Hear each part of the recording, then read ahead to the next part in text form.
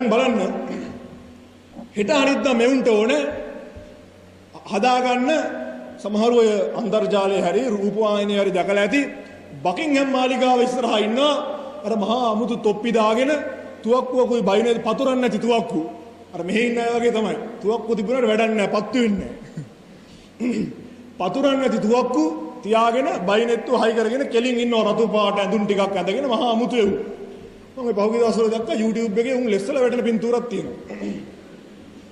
පොඩි උන් ගිහිල්ලා අර මිස්ටර් බීන් එහෙම ගිහිල්ලා උන්ට අද කළා එනවා. මහා විහිළුමිය. ඒ මොනාමි එකක්. මොකද්ද ඒ හමුදාවේ බලාපොරොත්තුව මොකද්ද? ඒකේ අපේක්ෂාව මොකද්ද?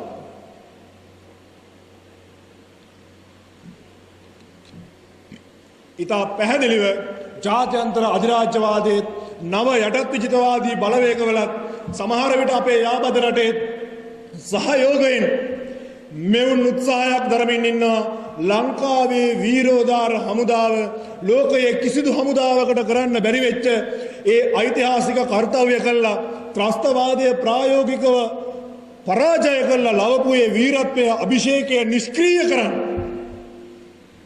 සිංහල හමුදාවත් නිකම්ම නිකං සංදර්ශන හමුදාවක් බවට පත් කරන්න. සෙරිමෝනියල් ආමි එකක් බවට පත් කරන්න.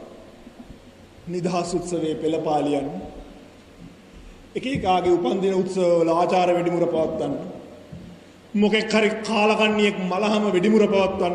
යකෝ එක හමුදාකාරයෙක් නැහැනේ. සේරම උඩට වෙඩි තියද්දි මෙහෙම තියන්නේ. නේද? ඔය තුවක්කු 20කින් 7ක් විතර උඩට හරවලා 14ක් පල්ලෙහාට රෙවුණා නම් 14ක් ඉවරයි. ඒ නිසා මතක තියාගන්න මේ කුමන්ත්‍රණය අපි තේරුම් ගන්නට ඕනේ. මම තවත් එක කාරණයක් මතු කරන්න බලාපොරොත්තු වෙනවා.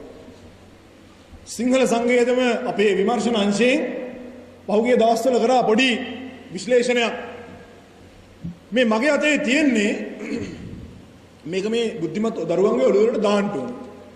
මේ මගේ අතේ තියෙන්නේ 2015 නොවැම්බර් මාස 20 වෙනිදා නිකුත් වෙච්ච ශ්‍රී ලංකා ප්‍රජාතාන්ත්‍රික සමාජවාදී ජනරජයේ අති විශේෂ ගැසට් පත්‍රය. අති විශේෂ ගැසට් පත්‍රය. නිකන් නෙමෙයි මේක අති විශේෂ එකක්. අර බාර් වල තියෙනවා. මේකේ අංක 1941යි 44. මේ ගැසට් පත්‍රයේ දැක්කහම දැන් මට කියන්නකො මේ රටේ තැන් තැන් වලට වෙලා ඉන්න අපේ සිංහල මිනිස්සු ගැසට් කියවනවද? ගැසට් කියවනවද? නෑ. උන්ට උදේ ඉඳන් හැන්දෑව වෙනකන් කොහේ හරි වැඩක් කරලා කීයක් හරි හොයාගෙන හැන්දෑවට ගෙදර ගිහිල්ලා තමන්ගේ දරු පවුලත් එක්ක යනකොට දරුවෝයි පවුලයි ටීවී එකේ ජෝධා අක්බර් බලනවා.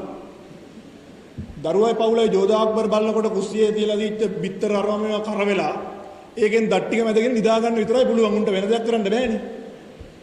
නැත්තම් සුලඟ වගේ ඇවිදින් බලනවා.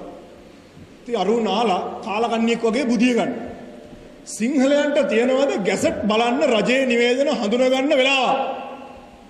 පොඩි වෙලාවක් තිබුණොත් අර ගඩොල්කට දෙකමාරක් විතර ලොකු ෆෝන් එක අරගෙන එහෙටයි මෙහෙටයි ඇද ඇද බලනවා මොනවද Facebook එකේ තියෙන්නේ. ඒකෙත් වැඩක් ඇති මංගල්‍යයක් නෙමෙයි බලන්නේ. හරි? පුතේ මේ ගැසට් නිවේදනයේ තියෙනවා පුද්ගලයන් සහ සංවිධාන ලයිස්තු ගත කළා ලංකාවට ඇතුල් වෙන්න අවසර නැති. දැන් ඉතින් අපේ මෝඩ සිංහලයන් ගාවට අපේ ගොන් සිංහලයන්ව රවට්ටන්න පුළුවන්. අනේ මේ ගැසට් එකේනුත් අපි ත්‍රස්තවාදයට ඍජුවම සහාය දෙන ආයතන තවදුරටත් තහනම් කළා. අපේ රජය ත්‍රස්තවාදයට විරුද්ධව අභිමානවත් පියවරක් අරගෙන අර මොට්ට සිංහලයෝ අධ්‍යක්ෂම උස්සලා අප්පුඩි ගහනවා. හැබැයි උන් දන්නේ නැහැ මේ ගැසට් නිවේදනය විසින් අතික්‍රමණය කළේ කවර ගැසට් නිවේදනයක්ද කියන කාරණය. මම කියන්නම් තමුන්නාන්සලාට ඒ ගැසට් නිවේදනය තමයි 2014 මාර්තු මාස 21 වෙනිදා නිකුත් වෙච්ච 1854යි අංක 41 දරන අතිවිශේෂ ගැසට් නිවේදනය. කිසි කෙනෙක් සංසන්දනය කරනවද? මේ සමාජයේ විචාරශීලී මිනිස්සු ඉන්නවද? මේ සමාජයේ විචාරශීලී මිනිස්සු හඳුන්වන්නේ ජාතිවාදීන් හැටියට. මේ සමාජයේ විචාරශීලී මිනිස්සු හඳුන්වන්නේ මොනවාද අපි කියන්නේ මේ වර්ගවාදී අවසනේ උන් හැටියට. මේ සමාජයේ විචාරශීලී එක මිනිහෙක් සරදියෙල් කියන්නේ. මේ සමාජයේ විචාරය නොරිස්සු තවත් එක මිනිහෙක් පුරන් අප්පු කියලා කියන්නේ. උන්ට මොකද්ද සමාජයේ දෙන අර්ථකථනය? වියත්තු කියන අර අපේ ප්‍රනන්ද මහත්තයා කියනවා වගේ ඔක්ස්ෆර්ඩ් හාවර්ඩ් සම්ප්‍රදායෙන් හදපු මේ නූතන හරසුන් මෝඩ පඬිතයන් විසින් වීරයන්ට දීලා තියෙන නම තමයි මැරයෝ කියන නම. මේ ළඟදී එක පුද්ගලයෙක් මගෙත් එක්ක තර්ක කරනවා. ඔහුගේ තර්කය නිෂ්ක්‍රිය කරන්න මම වචන 3යි පාවිච්චි කරේ. වචන 3ම මෙතන කියන්න බෑ. 18ට වැඩි පිරිමි ළමයි මාව වෙනම හම්බ වෙන්න. වචන 3යි පාවිච්චි කරේ. ඔහු මට කියනවා වීරහැන්නදගේ ෆ්‍රැන්සිස්කෝ කියන පුරන් අප්පු මේ පහතරට අඩුකුලේ මිනිහෙක්.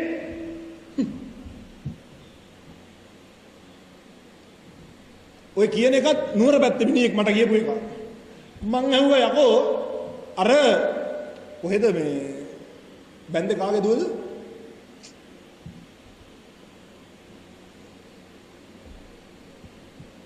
හොඳ නුවර වැදගත් මොහොට්ටාල කෙනෙක්ගේ දුවෙක් බැන්දේ.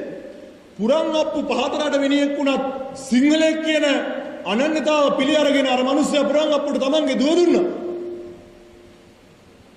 හරි. ඒ අභිමානවත් මිනිස්සු අතර ඉන්න මේ කාලකන්ණි සරදියෙල් කියන්නේ මම් පහරන්නේ හොරෙක්. ඒ නිසායි සුද්දගේ ආණ්ඩුව සරදියෙල් එල්ලලා මරලා දැම්මේ. මෙන්න කියන කතා. මේ කතා ඔයාලගේ ඔළුව වලට ඇතුල් කරනවා. විචාරශීලී මිනිස්සු මේ සමාජයේ නෑ. උන් මේවා සංසන්දනාත්මකව බලන්නේ නෑ.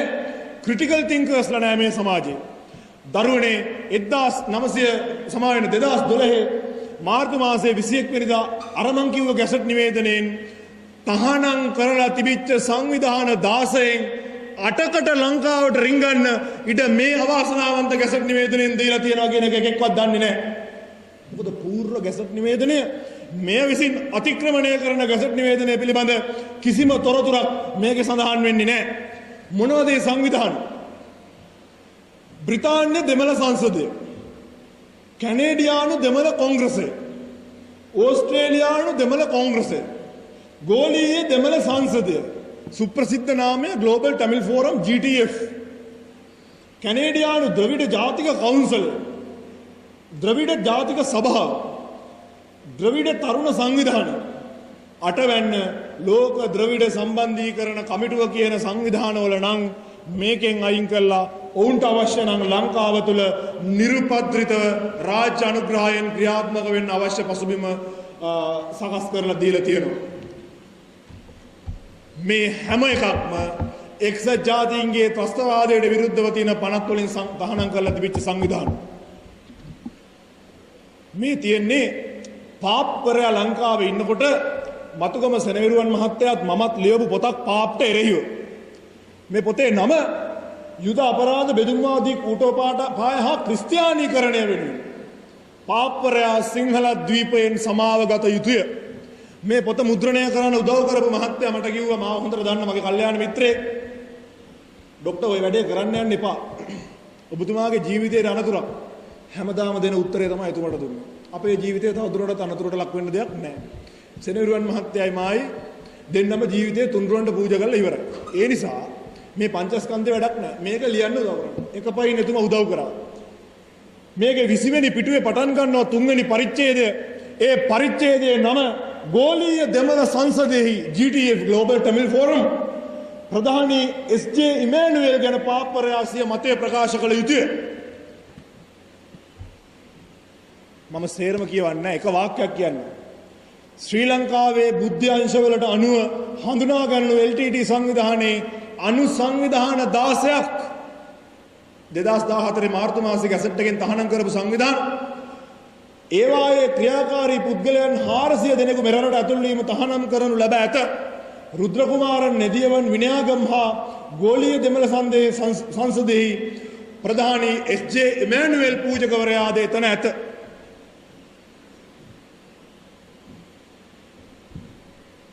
මේ දෙමුහුම් අධිකරණය සම්මත කරපු මානව හිමිකම් සමුළුවේ විශේෂ සැසිවාරයේ දැන් මාසයකට එකමාරකට ඉස්සෙල්ලා ජිනීවා වල තියෙනකොට ජර්මනිය, ස්විට්සර්ලන්තය, ස්වීඩනය, ඔස්ට්‍රියාව, ඔස්ලෝ නෝර්වේ වල සහ මොකේද නෙදර්ලන්තයේ ස්ථාන කීපයකත් ඔය පැරිසියෙත් ඊයේ පෙරේදා ඉල්ලගෙන කාපු පැරිසියෙත් එකපාරටම හතු පිපෙන්න වගේ මේක අනුමත කරන්න කියලා ඒ රටවල රාජ්‍ය නායකයන්ට තමන්ගේ බලපෑම කරන්න සංවිධානය වෙච්ච සංවිධාන අටට මේ ශ්‍රී ලංකා ප්‍රජාතාන්ත්‍රික සමාජවාදී ජනරජයේ අති විශේෂ ගැසට් නිවේදනයෙන් දීලා තියෙනවා දරුවනේ අවසරය ලංකාව ඇතුළට එන්න. 2015 නොවැම්බර් මාසේ 21 වෙනිදා ඒ අති විශේෂ ගැසට් නිවේදනය. කොහොමද ප්‍රජාතන්ත්‍රවාදයේ පළල? කොහොමද ප්‍රජාතන්ත්‍රවාදයේ දිග? හොඳට දැනෙනව නේද වෙනස? අනිත් පැත්ත මගේ මිත්‍රයෙක් මේ ළඟදී යනවා දුෂ්කර ප්‍රදේශවල ඉන්න ඔය ඒ දවස්වල තුනේ මායින් ගම්මාන කියලා જાතියක්. ඒවායේ අදටත් ඉන්න දුප්පත් දහම් පාසල් වල දරුවන්ට ආධාර කරන්න කිසියම් ආකාරයක වැඩපිළිවෙලක් හදාගෙන මම ඒ සංවිධානයේ නම මෙතන කියන්නේ නැහැ. ඒ සංවිධානය හදාගෙන ඔහු යනවා ඒ සංවිධානය ලංකාවේ රාජ්‍ය නවන ලේකම් කාර්යාලයේ ලියාපදිංචි කරගන්න සමාජ සේවා පනත අනුව. එතන හිටපු උන්නේ කෙනෙක් එක ලස්සන කතාවක් කියනවා. හා මේ සංවිධානය අපිට ලියාපදිංචි කරන්න බෑ. ඇයි? හේතු දෙකක් තියෙනවා. එකක් මේ සංවිධානයේ ලාංඡනයේ ධර්ම චක්‍රයේ තියෙනවා. අනික මේ සංවිධානයේ ලාංඡනයේ සිංහයෙක් ඉන්නවා. මේ ගෙම්බෝ එකෙක්වත් දැක්කද පහුගිය දවස්වල බියර් ෂොප් වල බෝඩ් එකේ සිංහයෝ ඉන්නවා. මඩ කලපුව පැත්තේ අමුඩ ගහන රෙදිවල බුද්ධ රූපම් ගහලා දෙනව දැක්කද? සපත්තු වල බුද්ධ රූප මුද්‍රණය කරලා ධර්මචක්‍ර මුද්‍රණය කරලා කොළඹ විකුණනවා පහුගිය දවස්වල මුන් එකෙක්වත් දැක්කද? යකෝ බෞද්ධයට සේවය කරන්න සංවිධානයක් හදාගන්න ලාංඡනයක් හදාගත්තාම තමන්ගේ අඩයාලම තමන්ගේ අනන්‍යතාව සහිත ධර්මචක්‍රයේ හෝ සිංහ ඇතුළත්ව මේක ලියාපදිංචි කරන්න බෑ. ඒකෙන් අර සංහිඳියා මෙව්වයක හෙල්ලෙන්න පුළුවන්. මට ඉතින් කියන්න තියෙන්නේ මේකට හේතුව හොයන්න බුදුහාඳුරු කිව්වා වගේ අපි මේ ඵලයට හේතුව වෙලා හරියන්නේ නැහැ. ඔය කාලකන්නින්ම සංසේචනය වෙච්ච උන් පිළිසිඳ ගත්ත දවස්වල උන්ගේ ගෙවල් වලට ආගියපු උන් කවුද කියලා බලන්න. පැහැදිලිවම සංසේචන ප්‍රශ්නයක් තියෙනවා. පැහැදිලිවම ප්‍රශ්නයක් තියෙනවා. මොකද මුන් එකෙක්වත් හරියට සංසේචනය වෙච්ච උන් නෙමෙයි. වෙන කියන්න දෙයක් නැහැ. ඒක තමයි හේතුව. ඒකට මේ රටේ අති බහුතරය විරුද්ධ වෙන්නේ නැත්තේ ඇයි? ඇයි මේ වගේ දේවල් වෙද්දී අපි කට පියාගෙන ඉන්නේ? මේවා ඇඟට තේරෙන්නේ නැහැ. තමන්ගේ අම්මට කවුරු හරි ඇවිල්ලා වෛශ්‍යාවක් කිව්වොත් තමන්ගේ අම්මට ඇවිල්ලා ඔයාගේ අම්මා අසභ්‍ය ගෑණියක් අනාචාරයේ හැසිරිච්ච ගෑණියක් කියලා මෙතන ඉන්න දරුවෙකුට කවුරු හරි කිව්වොත් මම දන්නවා අනිවාර්යෙන් කෙල්ලෙක්ගෙන ගහන සරප්පු වර්ගෙන අරුගේ කට කඩලා යනවා. මුකුම බයින හොඳට කාරලා කියලා හරි ගහනවා. ඒ බයිනම් පලි හරි ගහනවා තියෙන පැත් දේවාලයක ගිහිල්ලා අඩු ගානේ අර ඔයද ගිහිල්ලා මේ ගම්බිරි සරි අඹරනෝක හැඳි ගෑවිලා ඵලයන් කියලා. කොල්ලෙකුට කිව්වොත් නම් අහගන්න දෙයක් නැහැ. එක්ක කොල්ලා මැරේ නැත්නම් ඌ මැරේ නැත්නම් දෙන්නගෙම නැටි දෙක ඉතුරු වෙයි අර කොටි දෙන්නෙක් අහගත්තා වගේ. හොඳට කන්න පුළුවන් අම්මට බැන්නොත් මුන් ඉස්සරහ. මොකද මුන් සිංහ පැටව. මම කියන්න යන්නේ මිත්‍රවරුනි ආදරණීය දුවේ පුතේ ලංකාව කියන අපේ අම්මට බනිනකම් අපි ඉවසගෙන සිටිය යුතු නැහැ. අපේ අම්මට බනිනකොට අපිට රිදෙන්නේ යම්සේද එසේම රිදිය යුතුයි මේ ආදරණීය ජනනියට බනිද්දී මේ ආදරණීය ජනනියගේ සුජාතභාවය ප්‍රශ්න කරද්දී මේ ආදරණීය ජනනියගේ තියෙන අභිමානය කෙලසද්දී ඇය වෛශ්‍යාවක් බවට ප්‍රකාශ යුක්තියුක්ත කරද්දී අපි අනිවාර්යයෙන් ඒකට විරුද්ධ විය යුතුයි. හැබැයි විරුද්ධ වෙන්නේ නැයි. ඒකට විරුද්ධ වෙන්න හිතෙන්නේ නැහැ. අපි බලන්නේ රස විඳින්නේ අසිංහල දේ. අපි කන්නේ අසිංහල දේ. අපි අඳින්නේ අසිංහල ඇඳුම්. ඉතින් අපි ඉවසගෙන ඉන්නවා මේ ඕනෑම දෙයක්. ඕනම අපවාදයක් ඉවසගෙන ඉන්න තැනට අපි මානසිකව පත් වෙලා ඉවරයි. අපිට රට ගැන හැඟීමක් නැහැ. අපි අපේ කුටුම්බය ගැන, පවුල ගැන හිතන්න පටන් ගන්න තියෙනවා. ඒ නිසා මම මේ විරුදිනේදී වෙන කිසිම දෙයක් වැඩි වශයෙන් කතා කරන්න යන්නේ නැහැ. ඔය හොඳට ඕම ඇති කිව්වා.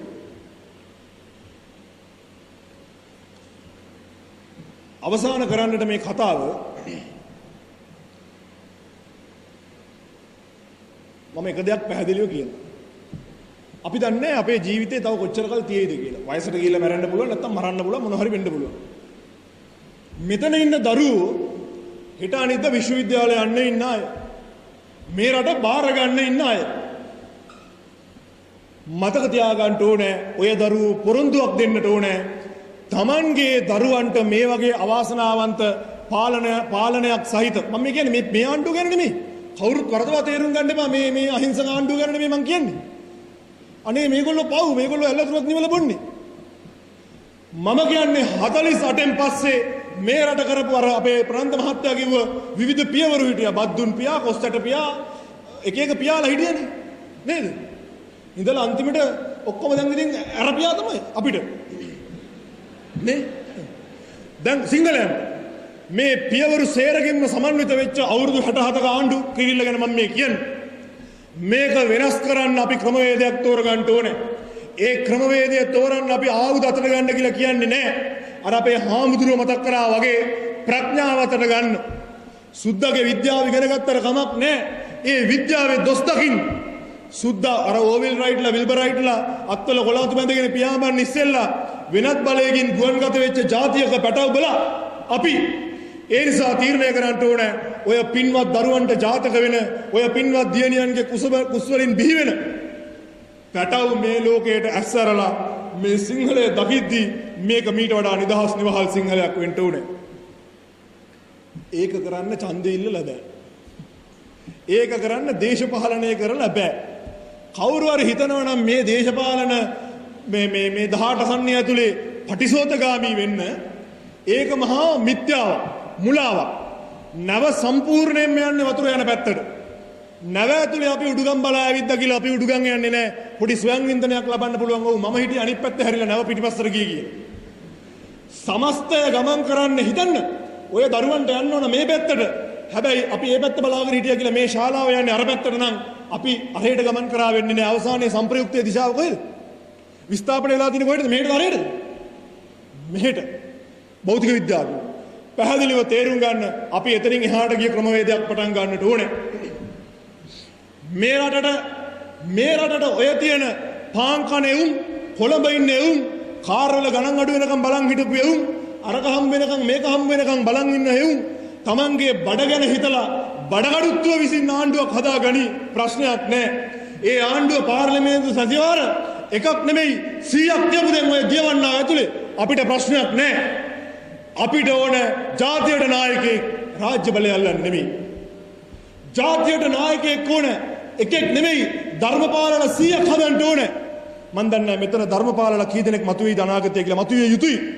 මෙතන අර නිල්ගිරි කුමාරිය නැත්තම් අර කවුද අර රත්නපාලි කුමාරිය වගේ අපේ නිල්ගිරි පර්වතයේ හිටපු මහානාම රජුරුවන්ගේ දෙවන බිරිඳ ඒතුමිය වාගේ දිනියවරු බිහි වෙන්නට ඕන.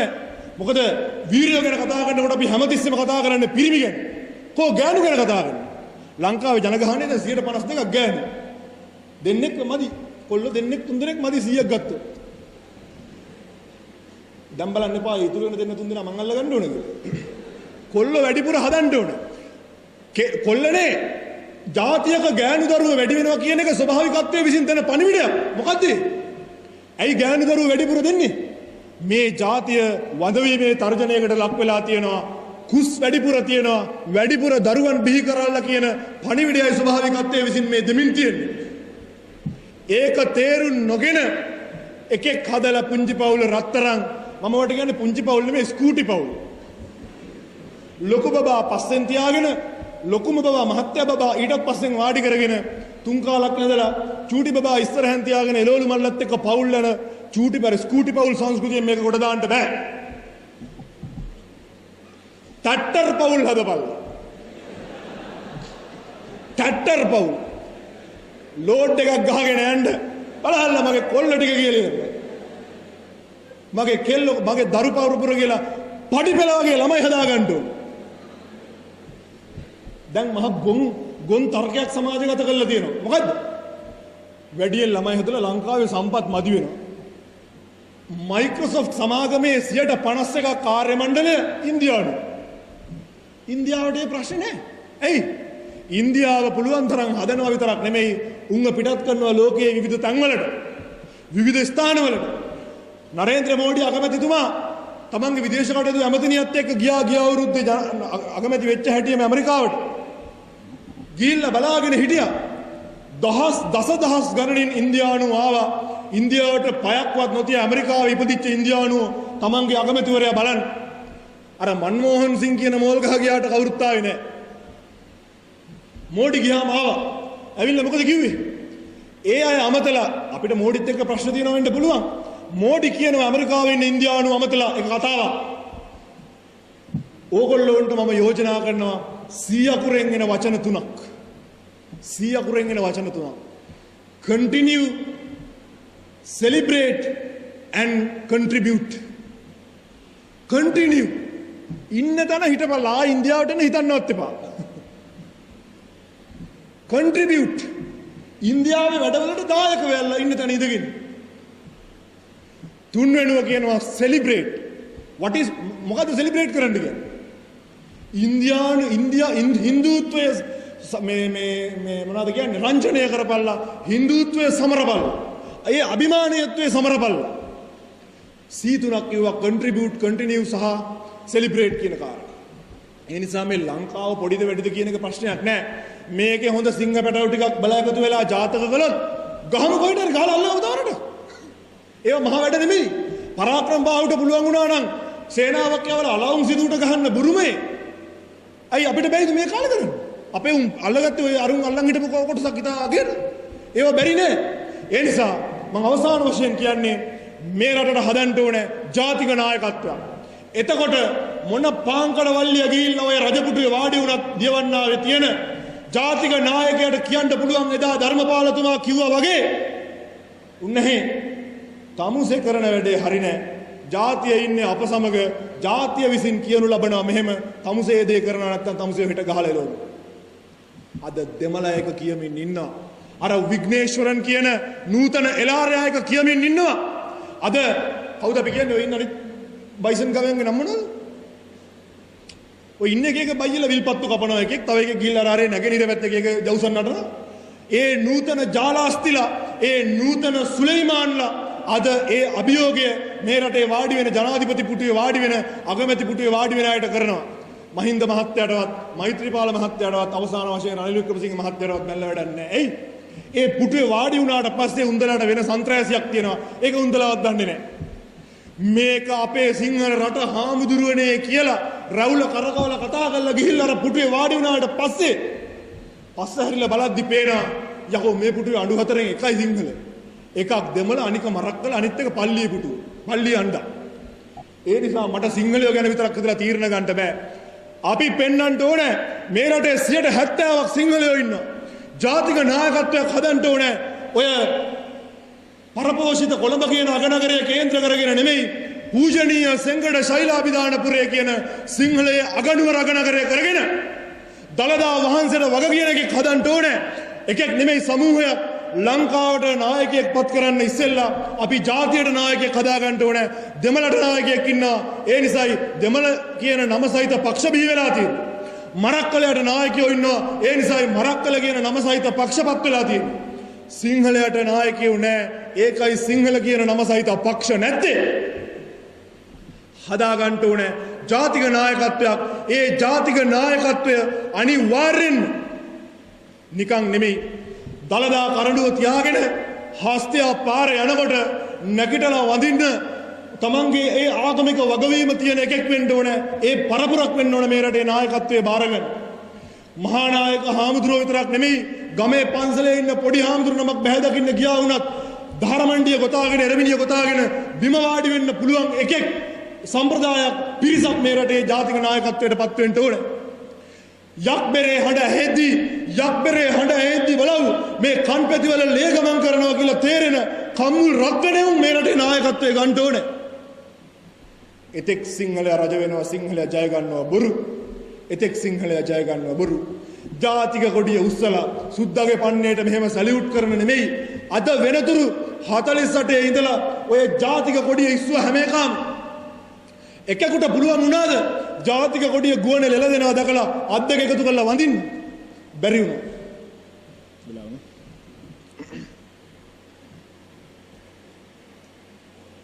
කවදද මේක තියෙන්නේ? කොහෙද? දැන්ද? ඈ? කොහෙද තියෙන්නේ? මොකද?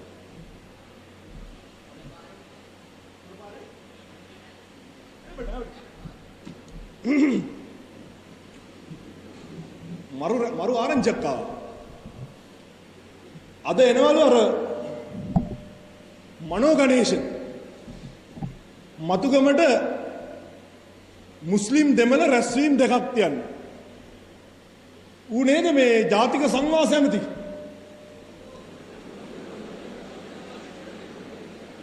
ඈ? අර හාමුදුරු කිව්වේ ඒ කාලේ පොංගු තමිල් වල ගිහිල්ලා පාම්පත්තු කරපු කාලකන්ණි අද එනවා ජාතික සංවාසය කරන්න අපිත් එක්ක.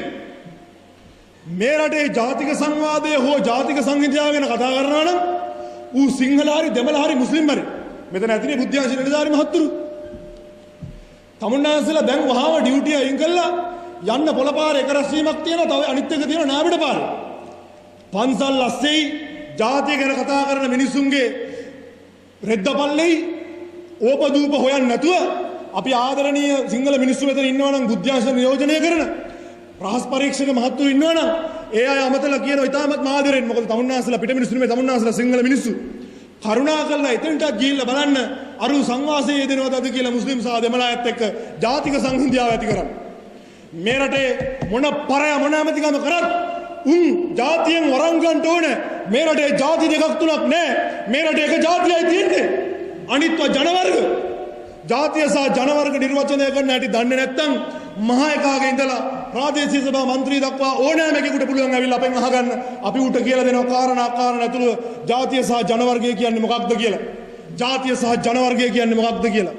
මනෝ ගණේෂන් ඇවිල්ලා ගියා මොනව කරන්නද ඒකට කීයක් හරි හොයාගෙන ඌ වැඩක් කරන්න ඉබේ. හරි එනවා කියලා ආරංචියක් තියෙනවා. අවසාන වශයෙන් මම කියමින් හිටියේ අර ජාතික දජය ගුවනට ඔසවලා අත් දෙක එකතු කරලා වඳින්න පුළුවන් පරපුරක් මේ රටේ ජාතික නායකත්වයට පත් වෙන්නට ඕනේ. අන්න එදාට අපිට සතුටු වෙන්න පුළුවන් ආදරණීය දරුවනේ. එදාට අන්න එහෙව් රටක ඔයාලගේ කුළුඳුල් දරුවා මේ ලෝකෙට බිහි කරනවාය කියන පොරොන්දුව මේ හෙළවිරු සමරු කරන තුන්හෙලේ සිංහයෝ උන්නේ නමට සුදුසුයි. මේ සංවිධානයේ නමට සුදුසුයි. ඒ සඳහා ඒ ගන්න වෑයම මල්පල දරන්නේ ඔයාලා ඒ වගේ ප්‍රාර්ථනයක් එක්ක මේ ස්ථානයෙන් ගියොත් සිංහලයෝ ලෑස්ති තමන්ගේ බුද්ධ ආගමේ ඒ සංස්කෘතිය අනුව ඒ ඉගැන්වීම් අනුව as is must ලේ ඕන දෙයක් දන් දෙන්න.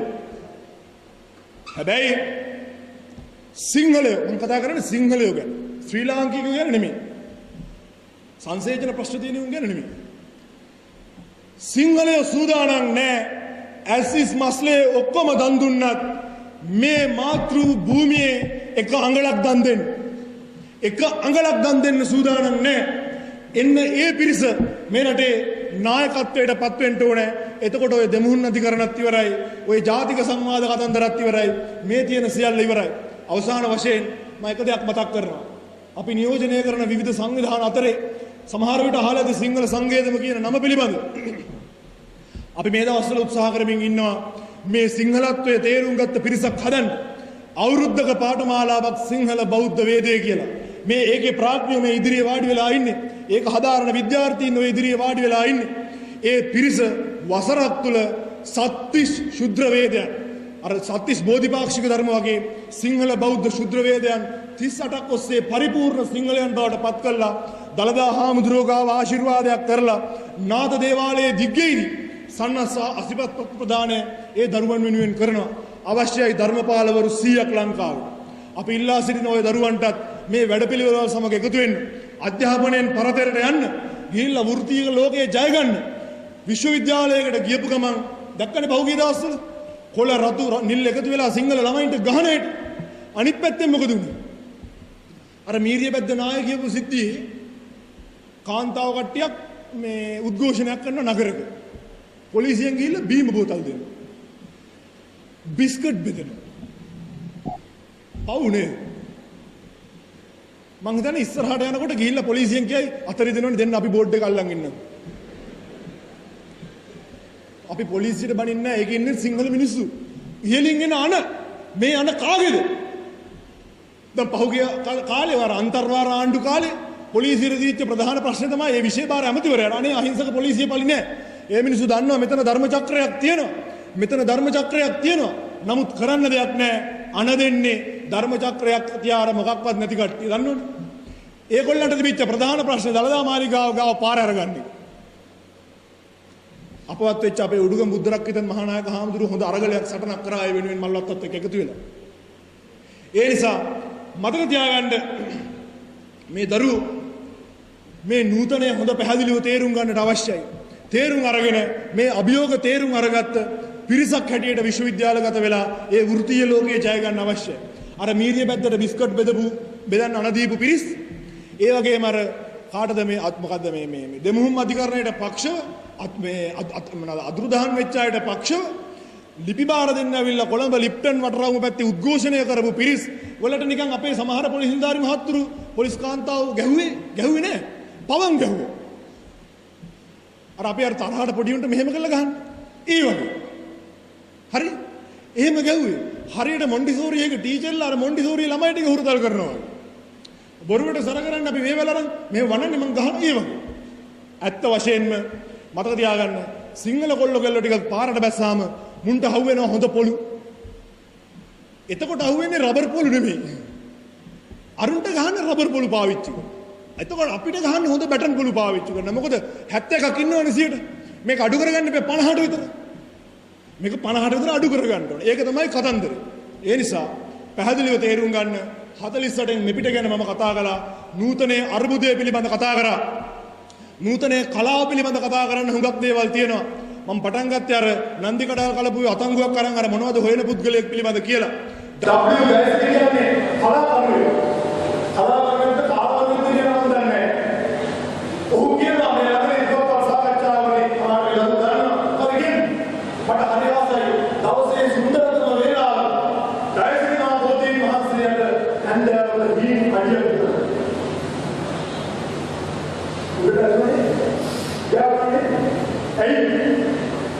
बड़ा सिंगल कहूता है बड़ा कहके सिंगल ले बोला एक अभी दिल बोल हृदय आप बोला कि अपने घर में एक आई समझे नहीं होगा रावी को मैच हो गया और रुकते पर तो इडी बनता पड़ेगा तब भी सा දැන් ඒක වෙලා ඔය පෙරටුවාගේ මොකද කියන්නේ? උන්ගේ බල බලපෑමක් නැහැලා තියෙනවා. රටේ ගම්බල උත්‍රායන මධ්‍යම බණ්ඩාර කියන්නේ මානසික විකෘතිතාවයකින් පිළිච්ච පොඩි කොහොමද? එහෙම වෙන්න අපිට සිංහලෙන් උත්තර දෙන්න බැරි සමාජයක් මේ ගැසට් පත්‍ර කියවනේ. මේ ගැසට් පත්‍ර කියවනේ. නෑ. ඒ නිසා අපි දරුවෝ විලාප වෙන්නේ මේ වගේ කවිත කියන්නේ ආදරණීය ගුරුවරයා සායේ උදව්වට අපේ විද්‍යාලයේ ඒ පිරිසට එකතු වෙලා මේ දරුවෝ කරගෙන යන මේ ධෛර්ය සම්පන්න බලයට වර්ෂයක කාලයක් කියන උදේ සම්පූර්ණ සීමාවල අද පත්තමාවක් කරගෙන ඉඳී කියලා වැඩක් නැහැ. අද දෙවියන් සිංහලයේ තියෙන පොල් පිට පරිණිය යන්නේ බා අන්දම් පුරුදු වෙලා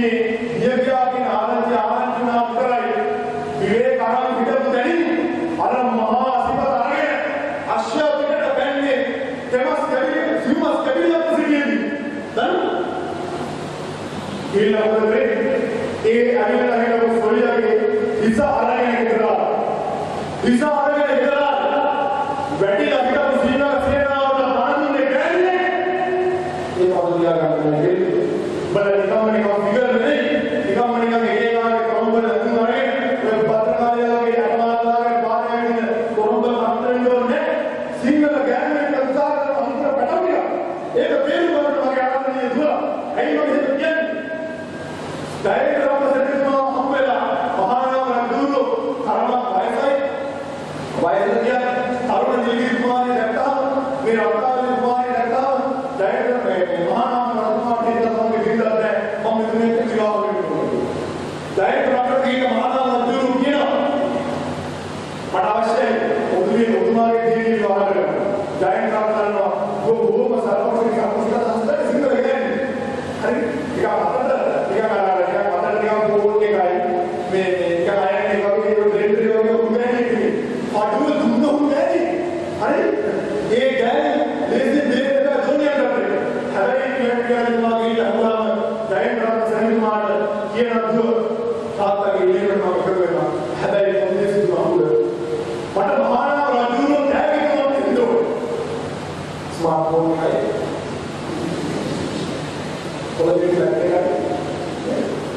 Singapura ini, kita udah mau kan, ini baru ada mau kan, Amerika, ya no, boleh kan?